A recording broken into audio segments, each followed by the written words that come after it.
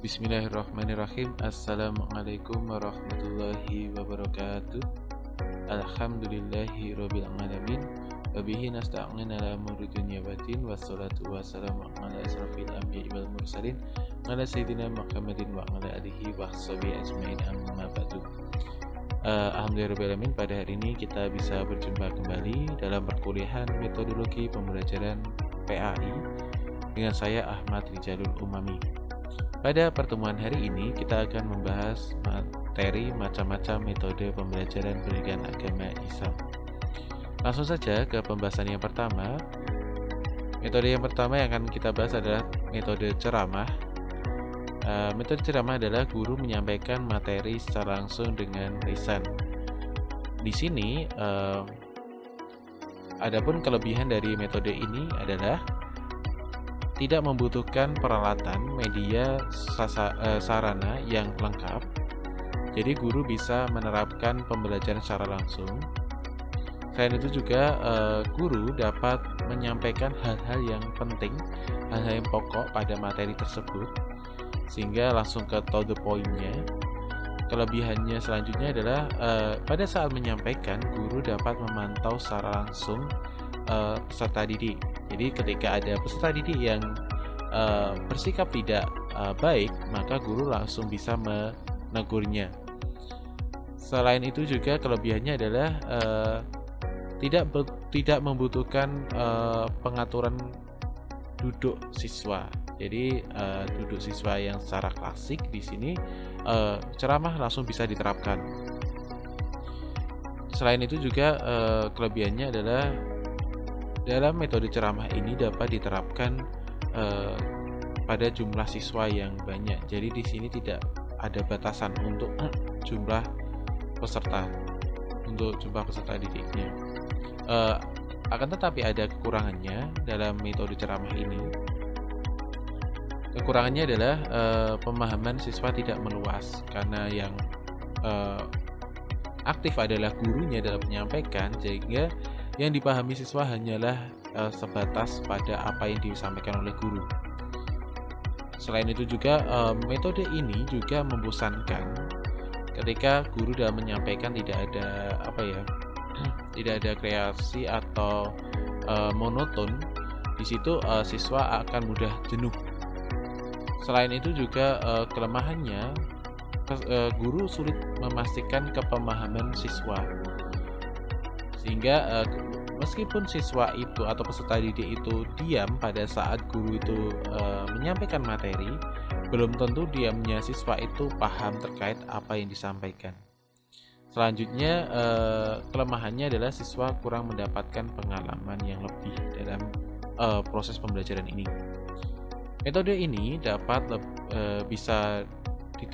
diterapkan pada materi mata pelajaran pendidikan agama Islam, pada materi bidang fikih, akidah, dan sejarah. Ini bisa disampaikan melalui ceramah. Oke, kita ke metode yang kedua, yaitu metode diskusi. Metode diskusi ini adalah interaksi antara siswa ke siswa atau kelompok atau siswa ke guru untuk memecahkan suatu masalah. Jadi di sini untuk tahapan pembelajarannya nanti guru memberikan suatu topik atau permasalahan yang mana itu dapat didiskusikan oleh peserta didik, dan nanti biasanya untuk pembelajaran ini peserta didik dibuat kelompok-kelompok dan berkumpul sesuai kelompoknya untuk memecahkan permasalahan yang sudah disampaikan oleh gurunya. Adapun kelebihan dari metode diskusi ini, siswa mampu mengembangkan berpikir kritisnya. Terus selain itu juga siswa dapat berlatih untuk mengungkapkan pendapat dengan baik. Siswa dapat berlatih untuk mendengarkan pendapat orang lain. Siswa juga berlatih untuk menghormati pendapat orang lain, ya. Di sini pengalamannya lebih, ya, dari tidak hanya untuk mengatasi permasalahan yang ada, tetapi juga dapat mengembangkan keterampilan siswa dalam berbicara. Dan selain itu juga kelebihannya yaitu siswa dapat mendalami materi dengan baik. Akan tetapi ada kelemahannya. Kelemahannya yaitu siswa tidak bisa untuk metode ini tidak bisa diterapkan pada jumlah siswa yang skala besar.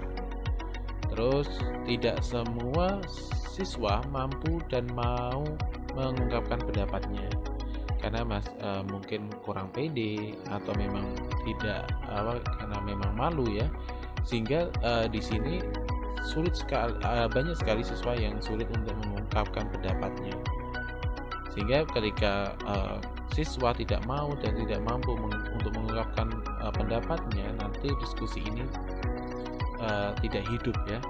Terus selain itu juga kelompok diskusi yang tidak tahu aturan atau cara berdiskusi yang tepat, maka diskusi tidak terarah dan siswa cenderung tidak kondusif. Untuk metode ini dapat diterapkan dalam materi mapel PAI pada bidang fikih dan akidah akhlak ya. Kita lanjutkan ke metode yang selanjutnya, yaitu metode yang ketiga, yaitu metode tanya jawab. Metode tanya jawab adalah penyampaian materi dengan cara memberikan pertanyaan dan ada yang memberikan jawaban. Jadi ini pemahaman materinya itu dengan cara guru memberikan pertanyaan kepada muridnya sehingga nanti murid menjawab. Selain itu juga siswa atau peserta didik memberikan pertanyaan kepada gurunya dan guru memberikan jawaban. Di sini kelebihannya adalah dengan adanya metode ini merangsang siswa untuk aktif ya, terus juga siswa dapat mendalami isi materi. Selanjutnya juga guru dapat memastikan pemahaman siswa.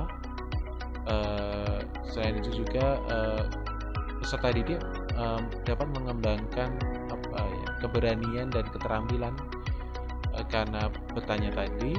Dan juga dengan bertanya di sini siswa dapat terlatih mentalnya dan juga bisa terampil dalam berbicara. Itu. Untuk kekurangannya adalah dalam metode ini membutuhkan waktu yang lama. Terus juga ketika ada yang bertanya, terus ketika guru menanyakan pada peserta didik dan pada saat itu peserta didik akan menjawab, itu nanti siswa yang lainnya itu akan merasakan kekosongan ya. Jadi dengan kekosongan itu ini menyebabkan siswa tidak kondusif, biasanya seperti itu. Selain itu juga kurangnya rasa ingin tahu peserta didik terkait materi yang ada, sehingga metode ini jarang sekali bisa berjalan dengan baik. Metode ini dapat diterapkan dalam mata pelajaran PAI pada materi fikih, akidah, dan sejarah. Kita lanjutkan ke metode yang keempat, yaitu metode demonstrasi. Metode demonstrasi adalah penyajian materi dengan cara memperagakan hal-hal yang terkait dengan pokok pembahasan. Di sini yang berperan adalah guru. Guru memperagakan hal-hal yang terkait pada materi tersebut. Adapun kelebihannya, siswa dapat memahami secara jelas terkait tata cara yang dicontohkan oleh guru. Selanjutnya juga bahan ajar lebih konkret itu lebih jelas. Tetapi ada kelemahannya yaitu membutuhkan waktu yang lama, dan juga di sini untuk kelemahannya karena ini memperagakan, guru tidak bisa menyingkat proses pembelajaran yang ada, sehingga ketika waktu sudah habis itu nanti mempengaruhi apa yang diperagakannya ya. Selanjutnya juga kelemahannya, siswa yang tidak memperhatikan langkah demi langkah ini akan mengaruhi pemahaman keseluruhannya gitu.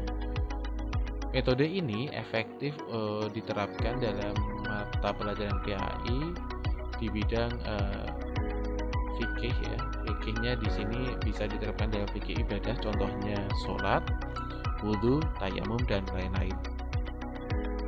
Oke, kita lanjutkan ke metode yang selanjutnya adalah simulasi.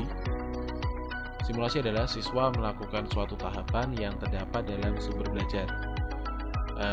Adapun kelebihannya, metode ini adalah dapat mengembangkan peserta didik dalam berinteraksi antar sesamanya dalam mempraktekkan.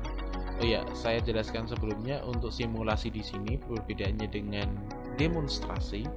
Simulasi ini yang praktek adalah siswa. Nah, di sini prakteknya siswa itu berdasarkan pada tahapan-tahapan dalam sumber belajar. Jadi dia berpedoman pada sumber belajar. Oke, kita lanjutkan. Untuk kelebihannya dapat menambah pengalaman peserta didik ya, dengan mencoba memperhatikan secara langsung, praktek secara langsung, ini akan menambah pengalaman peserta didik. Sehingga dapat meningkatkan pengetahuan, sikap, dan keterampilan peserta didik.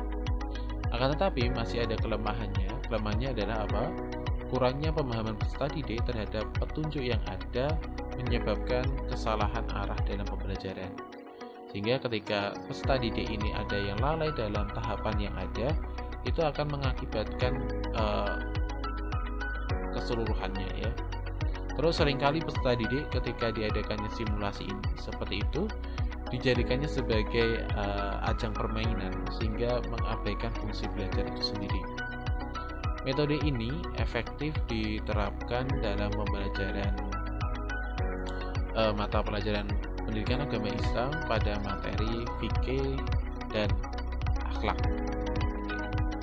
Kita lanjutkan ke metode yang selanjutnya, yaitu metode yang keenam adalah study tour ya. Study tour adalah pembelajaran dengan memanfaatkan lingkungan sebagai sumber belajar dengan tujuan dapat merangsang kreativitas dan siswa, informasi dapat lebih luas dan aktual, siswa dapat mencari dan mengolah sendiri informasi. Dalam kegiatan ini biasanya peserta didik diajak keluar dari lingkungan sekolah untuk mengamati secara langsung tempat yang dituju, dan di situ nanti peserta didik diminta untuk mengeksplor apa yang ada dan mencari informasi yang ada pada tempat yang ditentukan. Contohnya tempat yang biasanya dikunjungi adalah seperti museum atau enggak tempat-tempat yang bersejarah itu. Untuk kelebihan dari metode study tour di sini adalah peserta didik dapat berperan aktif dalam memahami sumber belajar yang ada, dan di situ juga dapat menambah pengalaman peserta didik. Terus juga peserta didik dapat menambah ilmu pengetahuan di luar yang ditugaskan, sehingga pemahaman peserta didik akan meluas dalam kegiatan ini. Adapun untuk kelemahannya di sini yaitu karena kegiatan ini harus keluar ke lingkungan sekolah, dan biasanya kegiatan ini diadakannya di tempat yang jauh ya, di luar kota, karena semisal di dalam kota itu sudah terjangkau oleh siswa dan siswa sudah tidak tertarik, sehingga biasanya kegiatan ini dilaksanakan di luar kota. Dengan itu sehingga kelemahannya membutuhkan biaya transportasi yang cukup mahal untuk menuju ke tempat tersebut. Selain itu juga kelemahannya adalah orientasi siswa yang kebanyakan salah ya dalam kegiatan ini, karena kebanyakan orientasinya malah anak-anak ini untuk berrekreasi dibandingkan untuk mengamati atau mencari informasi di tempat yang dituju tersebut. Selanjutnya juga perjalanan yang cukup jauh ini dapat mengurangi kefokusan peserta didik karena sudah lelah. Terus selanjutnya juga pendampingan yang kurang ketika kunjungan ini mengakibatkan peserta didik ketika pada saat mengekspor tempat yang ada itu semaunya sendiri, dan dia jarang sekali untuk lebih mengutamakan dalam hal proses belajarnya. Itu dari saya, terima kasih, cukup sekian. Semoga bermanfaat. Minta maaf jika ada hal-hal yang kurang berkenan.